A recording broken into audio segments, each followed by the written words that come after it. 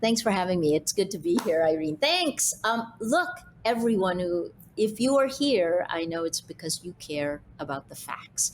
Um, you're a journalist under attack. You're part of civil society that hopes to pull things together. I guess let me give you a warning from all of the data that we're seeing, and as we move forward, election after election after election, I think we have 2 years. 2 years to get ourselves together before we globally elect enough illiberal leaders that autocracy Inc. wins, right? I.e., we have 2 years before democracy may die. So let's look at this. This is kind of what I'd like to talk to you today, right? In the Nobel lecture, I talked about how it's become a person to person defense of our democracy. That is in the here and now. It is within your control. It is up to you. But the crucial question is something that we in Rappler had to face 6 years ago. Um, if you're a journalist, you're living through this now. You're asking yourself, what the heck? What are you willing to sacrifice for the truth? Well, at the core of that is having that the facts shape our shared reality. And what's happened is our information ecosystem has been so torn apart that trust has been broken. Our biggest problem as as journalists all around the world, is this basic question: how can we rebuild trust? Over the last 6 years, I've realized that a lot of this is not within our control. So I just go back. What are the pillars that we need to put in place? They're the pillars of Rappler. Three: technology, journalism, and community. Right? When we created Rappler a decade ago, it was with the idea that we build communities of action, and the food we feed our communities is journalism. How does that food get to our community? Technology. And part of what's wrong in the world today is that our information ecosystem, the delivery platforms for news, are actually biased against facts and biased against journalism. This is something that we've lived through, things that I've never thought would be possible before. In 2020, on June 15th, I was convicted of cyber libel, uh, for a story that we wrote before the crime of cyber libel had even been enacted, right? Before it became a crime, before the law. And this is what it showed: these kinds of bottom up attacks. In my case, the meta narrative is journalist equals criminal. You pound it a million times, it becomes a fact.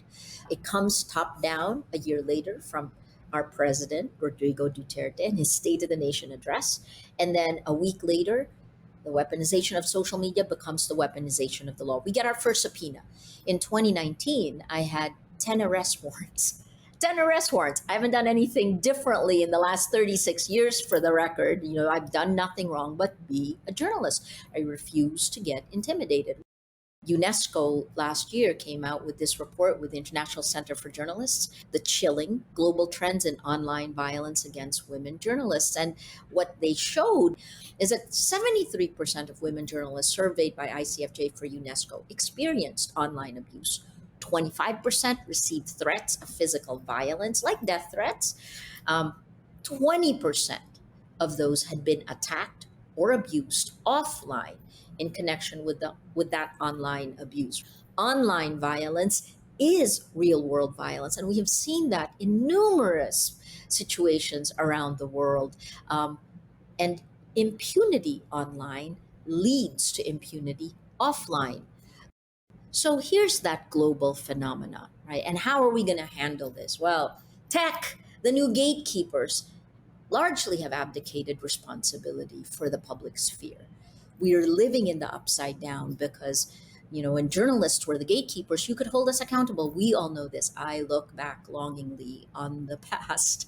Really, there are three reasons, right? How did that happen? Well, when I was doing television, content and distribution were the same things.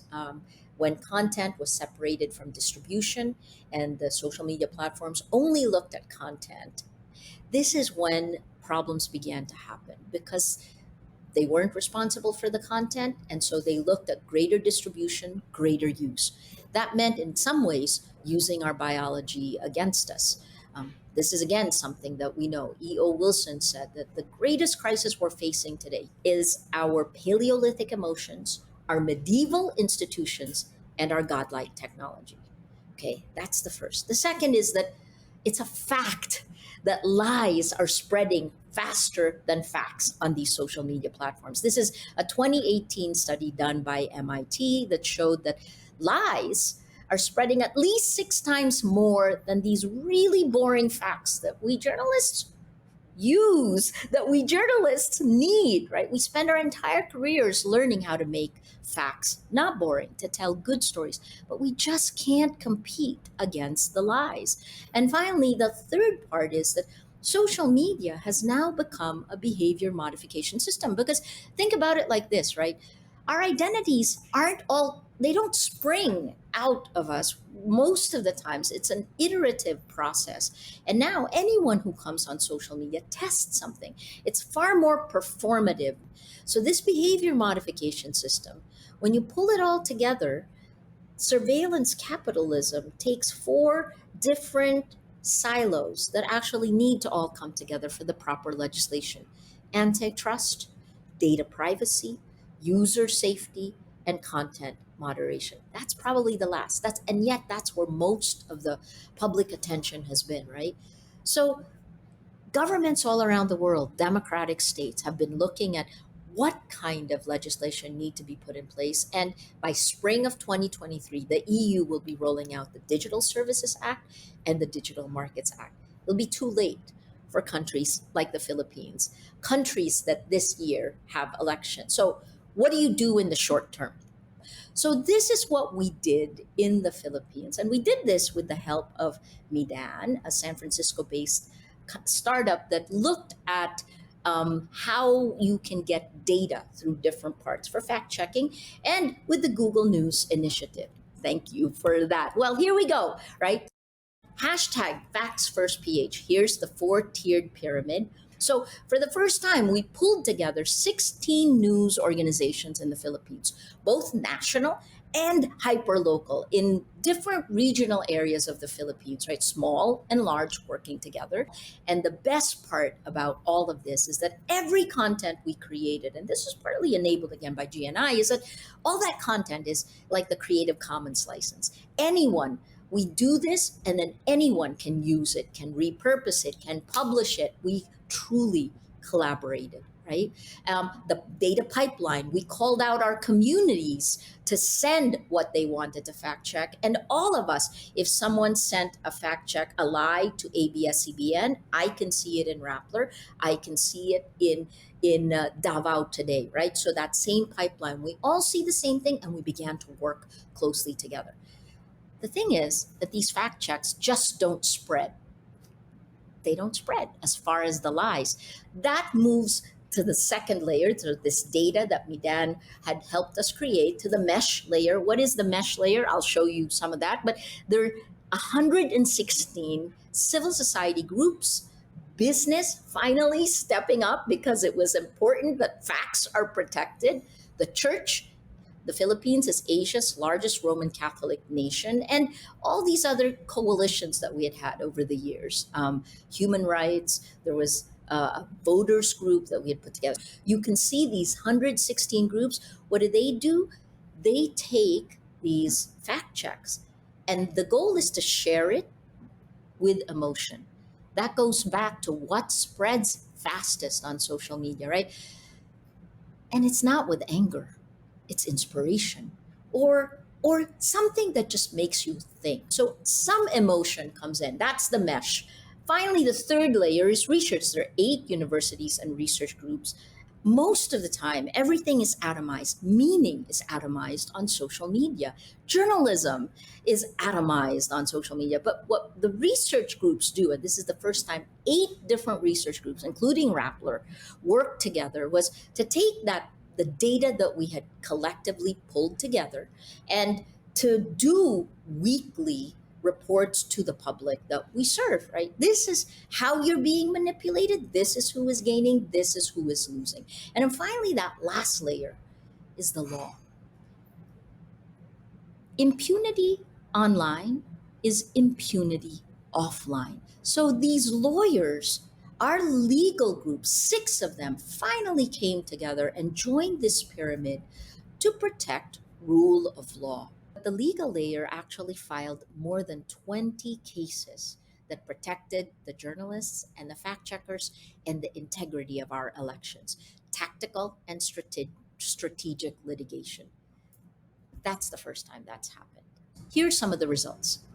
On that mesh layer, for the very first time, we built a collective network of truth tellers, right? That's rare. What we had seen starting in 2016 is that the middle of the center of the Facebook information ecosystem in the Philippines had been taken over by disinformation networks. Well, here we go. We actively created the mesh layer. And this is interesting. So what you see here is a social network graph of the Facts First PH coalition. All of our partners who posted and linked to fact-checking content on Facebook. Next, you can see additional folks who also posted content and used the hashtag FactsFirstPH. But here's when you see the biggest impact. This is the map of all the interactions with Facts First PH content, including people who aren't part of our coalition, who saw the content and then decided to share. How did we do this? Well, we actually took elements of influencer marketing as a tactic. Influencer marketing as a tactic. We looked at the posts and amplifiers who were most successful at getting engagement and proactively reminded them to post new content every day. Well, here we have the ability to create a mesh of truth tellers, right? The organizations amplified by our communities that created a network effect that helped push the facts, really boring facts, through the algorithms. The network produced thousands of fact checking content across social media platforms, and you can see some of them here, including TikTok, right? And what we saw was a ripple of facts. You can see here that since we started in January, Rappler and the hashtag FactsFirstPH coalition have created nearly 11,000 posts on Facebook, but then others saw the campaign and jumped in. More than 15,000 additional posts came from random users who created FactsFirstPH content for their own communities. That may not sound like a lot, but listen to this. Together, these posts have generated nearly 9 million interactions on Facebook alone since we started the project in January. The facts with this system actually rippled, right? So, what were the other things that happened? Okay, fact checks are really boring. Did I mention this before? So, we had partners who did cartoons, they created artwork. There were TikTok explainers, a mother who did history, right?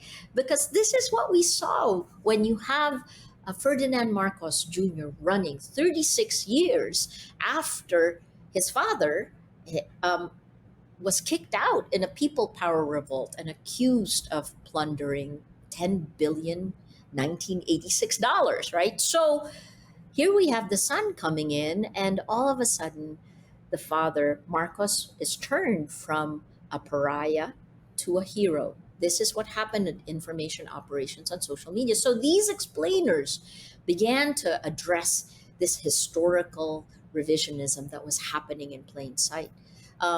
Our partners, this is the Baguio Chronicle, they would every week take the fact checks and print them. And actually, people looked for them. And we had, you can see a picture here, one of our partners then had billboards out on the street to just remind our people how important facts are. All right, so let me ask you, why did Marcos win? Well, number one, the information operations that began to change history began as early as 2014. Okay, so Marcos networks worked closely with the Duterte disinformation networks, and our history changed. These elections in the Philippines became emblematic of the role disinformation can play in changing history, right? Milan Kundera said this: the struggle of man against power is the struggle of memory against forgetting. Well, this is how it's changed.